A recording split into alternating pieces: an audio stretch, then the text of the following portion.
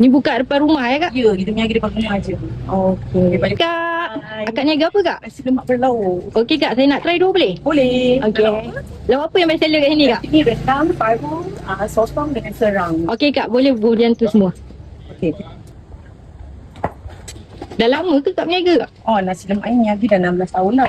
Oh. Tapi yang berlauk ni kita baru-baru lagi lah niaga. Okey. Ni kita buat nasi lemak nasi lemak bajet. Oh, Bungkus-bungkus. Akak niaga kat mana ni kak? Memang dekat kita niaga dekat Bandar Tun Razak. Oh, okey. Buka hari-hari ya kak?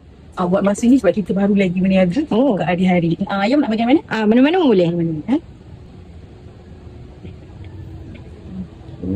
Rendang dengan paru Boleh. Satu lagi. Kerang sambal dengan sotong. Ya. Ni buka depan rumah ya kak? Ya, kita niaga depan rumah je. Okey. Daripada pukul 10 malam sampai 2:30 pagi. Tapi kalau habis awal, kita tutup awal lah. Okey kak. Itu always je klinik kesihatan Bandar Tun Razak. Okey. Sebab kita berhadapan dengan klinik kesihatan. Sambal ni pedas ya kak? Dia pedas-pedas manis lah. Okey. Okey.